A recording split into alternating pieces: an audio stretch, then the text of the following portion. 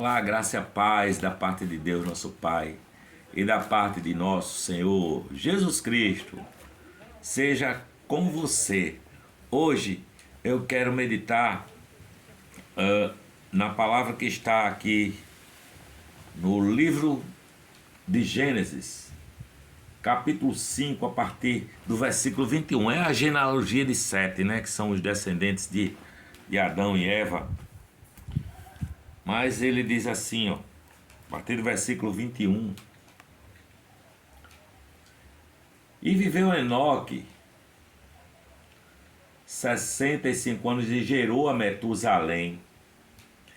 E andou Enoque com Deus depois que gerou a Metusalém 300 anos e gerou filhos e filhas.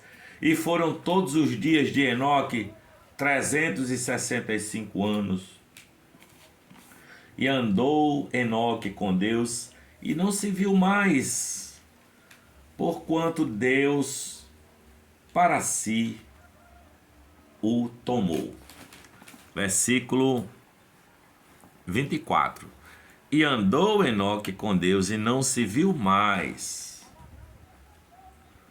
porquanto Deus para si o tomou. Tomou, Senhor Deus. Eu quero que o Senhor exponha o nosso coração a tua palavra. Abra-nos o entendimento através do Espírito Santo, para que nós sejamos abençoados com as nossas reflexões, para que eu seja abençoado, para que as pessoas que seguem aqui o nosso canal, que se acheguem a esse vídeo, também sejam abençoadas com a tua palavra. Andar com Deus é a reflexão hoje, né? Enoque andou com Deus. Em nome de Jesus eu peço ao Senhor que nos dê um entendimento sobre o que é andar com Deus. No caso de Enoque, ele andou com Deus e Deus o tomou para si. Foi arrebatado aos céus e não viu a morte. Não é? Então que Deus fale ao meu coração, que Deus fale ao nosso coração. Você viu que o texto que nós lemos, Enoque tinha 65 anos, não é? E mais na frente, com 365 anos, Deus o havia tomado para si, o havia arrebatado, não é? A palavra de Deus em Hebreus capítulo 5, verso 6 diz que Deus o tomou para si, para que Enoque não experimentasse a morte. Curiosamente, Enoque está presente na genealogia de Jesus. É um cara que viveu pouco para os padrões daquela época, né? Ele viveu 365 anos e foi arrebatado vivo para os braços do Pai. Mas a palavra só diz isso sobre a vida de Enoque. Não diz que Enoque fez grandes coisas, não diz que Enoque construiu uma cidade enorme, não diz nada disso. Diz apenas que Enoque andou com Deus e já não era mais visto aqui, porque Deus o tomou para si, o absorveu em si mesmo, porque Deus foi um fim em si mesmo para Enoque, né? A finalidade da vida de Enoque foi Deus. Ele andou com Deus. E Deus é um fim em si mesmo, não é um meio do caminho para onde possamos ir e conquistar alguma coisa. Deus não é um ídolo onde eu possa oferecer sacrifícios e ele vai ter que me abençoar e que andar fazendo o que eu quero e me conseguindo os bens aqui terrenos que eu preciso, o que eu quero, o que eu desejo. Não. Deus é um fim nele mesmo. Enoque andou com Deus e já não era, e Deus o absorveu em si mesmo. Deus foi o fim para Enoque, não é? Andar com Deus é assim, sabe? A palavra de Deus diz que te conheçam a ti por único Deus verdadeiro e a Jesus Cristo, a quem enviaste. É um versículo que fala do objetivo da nossa vida. Que nós conheçamos a Deus como o único Deus verdadeiro e a Jesus Cristo, o Filho, a segunda pessoa da Trindade, a quem enviaste.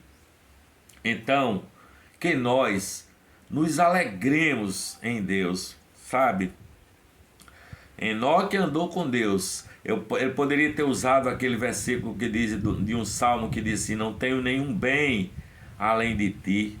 Me foi dado o privilégio de crer em Deus. Me foi dado o privilégio de crer em Deus, de crer em Jesus Cristo, nosso Senhor, de crer no sacrifício vicário de Jesus, de crer no perdão dos pecados, de crer na vida eterna, de crer na alegria do Espírito Santo morando dentro de cada um de nós, porque me foi dado esse privilégio, o privilégio de crer em Deus, em Jesus, nosso Senhor. Aí, volta-me o pensamento a aquela oração que Jesus nos ensinou, a oração do Pai Nosso. Que ele diz assim: Pai nosso que estais nos céus, santificado seja o teu nome, venha a nós o teu reino. Seja feita a vossa vontade, assim na terra como nos céus. A pessoa que ora está colocando acima da sua própria vontade, que seja feita a vontade de Deus. Então eu posso dizer: Deus, seja feita a tua vontade, e não preciso barganhar nada para com Deus. Eu não preciso usar de barganha, não é? Faça isso para que eu faça aquilo, para que eu te louve, ou para que eu faça algum trabalho de gratidão, e que eu faça o meu dízimo e etc e tal. Não. A palavra diz que mesmo se não florescer a figueira, não florescendo a figueira, e não dando uvas na videira, e não havendo gado no pasto, e não havendo boi no rebanho, todavia eu me exultarei, me alegrarei no Senhor meu Deus, no Deus da minha salvação. Por isso eu digo: eis-me aqui, Senhor, eu me rendo à tua vontade. Eu faço igual a Maria: eis-me aqui, a tua serva, cumpra-se em mim a tua vontade. Nós somos sustentados pela graça de Deus. Essa graça inefável, essa graça imerecida, mas nós dependemos do amor de Deus e da graça generosa do Pai, não é? Porque a palavra diz que Deus nos criou à sua imagem e semelhança. Nos criou à sua imagem e semelhança, e nós, através da descendência de Adão, nós perdemos, nós nos desassemelhamos, nós perdemos essa imagem, embora nós temos aí uma série de possibilidades. Nós temos inteligência, não é? De alguma forma nós somos criadores, o que a gente inventa objetos, coisas que nenhum animal vai inventar. Nós inventamos telescópio, nós inventamos o avião, nós inventamos o foguete, nós inventamos a luneta, nós inventamos o microscópio. Nós temos uma inteligência que é assim, quase Deus, né? Somos quase deuses, como diz em algum lugar a palavra de Deus. Somos assim, quase Deus. Portanto, sabendo eu que somos sustentados por essa graça de Deus, nós precisamos saber que nós dependemos do seu amor e da sua graça generosa, porque quando ele nos criou à sua imagem e semelhança, era para viver uma relação de amor com ele, era para viver uma relação de dependência, uma relação de comunhão com Deus, de amizade com Deus, para ter essa relação de amor, não é?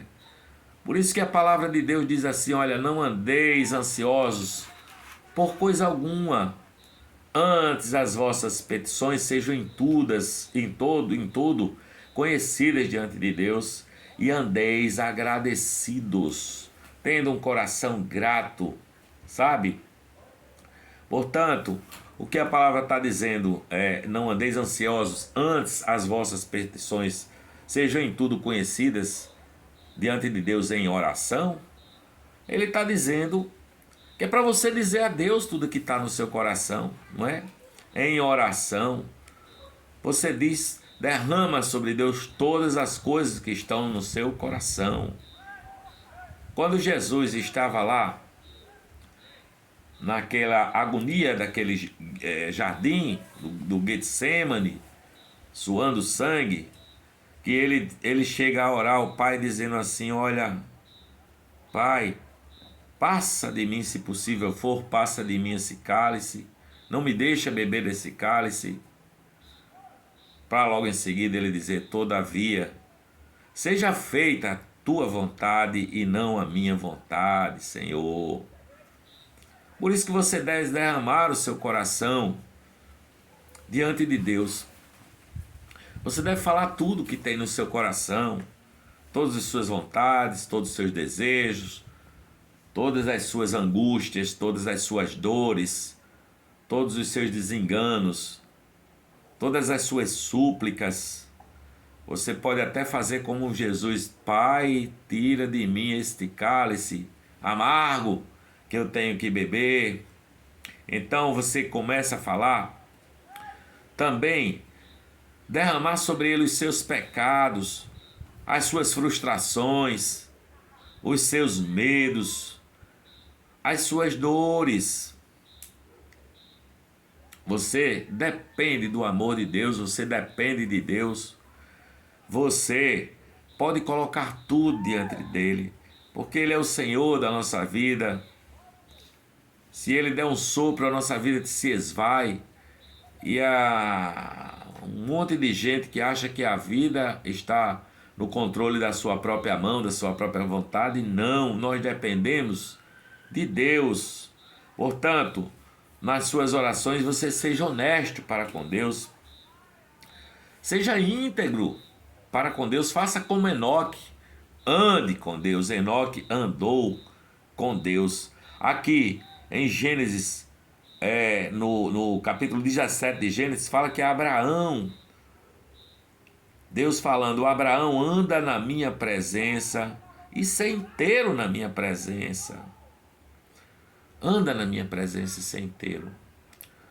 Todavia, Senhor, eu digo: seja feita a tua vontade, porque eu confio no teu amor, Senhor. Eu confio na tua justiça, Senhor. Eu confio no teu cuidado. Eu confio, Senhor, no teu caráter. E eu sei, creio, que a tua vontade é boa, é perfeita e agradável sempre. Que a tua vontade é amor, porque Deus é amor. Porque Deus me ama, porque Deus te ama. Você continua sendo um filho de Deus. Agora, se você sair da vontade de Deus e fazer a sua própria vontade, nós sabemos, na maioria das vezes nós sabemos quando estamos fazendo uma coisa que não é da vontade de Deus, não é? Aí não tem jeito, andar longe da presença de Deus, fazendo o que não é bom, o que não é agradável a Deus, fazendo o que não é da sua vontade, você acaba saindo ferido e você acaba ferindo as pessoas que você mais ama. São as consequências, sabe, de se fazer a sua própria vontade, realizar as coisas à sua própria vontade, à revelia da vontade do Senhor. Não tem jeito, nós sofreremos as consequências do que nós plantamos, nós colheremos o que plantamos, não é? Se você plantar espinhos e cardos, é isso que você vai colher. São essas consequências de se colher o que se planta. E isso não é castigo de Deus. Deus não tem prazer nenhum em estar castigando ninguém. Ele tem prazer em te perdoar. Portanto, Deus vai te perdoar, Deus vai te amar e você vai continuar sendo um filho de Deus, porque Ele vai te socorrer, mas é impossível sair da vontade de Deus, da vontade boa, santa e agradável e pura de Deus, e fazer a sua própria vontade sem sair ferido e sem sair machucado no processo. É impossível andar assim e não se machucar, e às vezes as consequências disso são irreversíveis. Tem coisas que nunca mais serão as mesmas, tem relações que nunca mais se reconectarão, porque esse processo foi destrutivo para muita gente, não é? Portanto, eu quero concluir a nossa reflexão. Para mim e para você, dizendo o melhor a fazer é que nós nos submetamos a Deus, não é?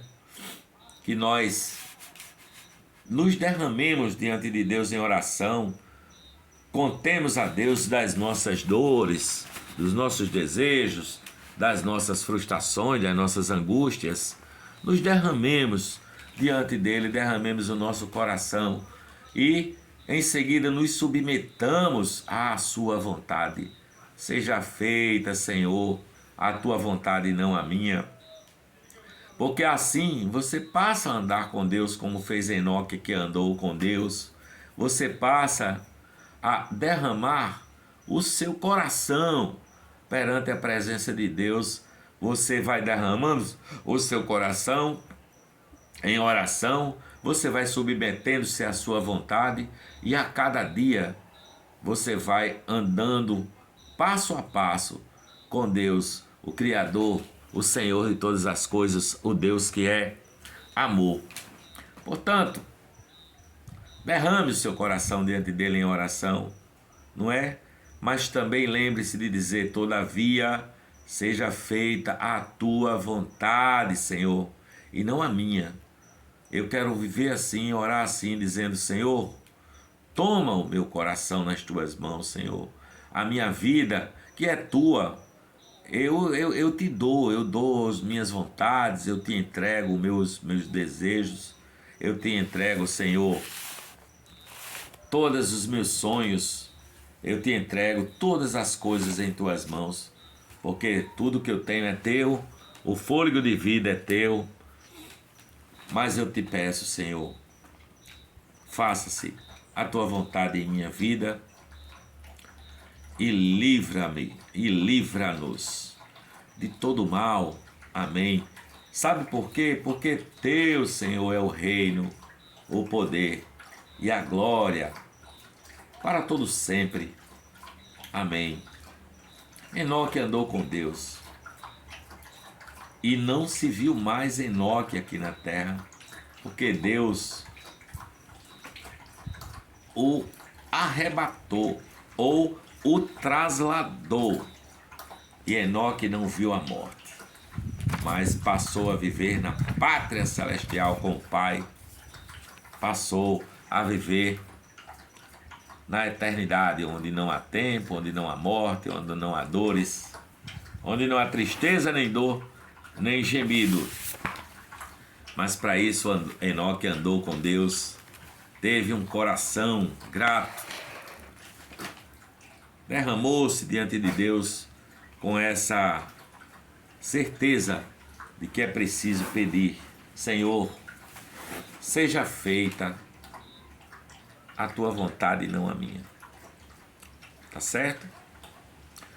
Se essa reflexão de alguma forma chegou ao seu coração, dê glória a Deus, agradeça a Deus pela sua palavra e que a paz de nosso Senhor Jesus Cristo, essa paz que excede a todo entendimento, fique com você e que você entenda que só a vida em Deus. É preciso andar com Ele, é preciso andar segundo a sua própria vontade, para a honra, glória e louvor do seu nome, do nome de Jesus de Nazaré, o seu Filho querido. Beijo e paz no coração.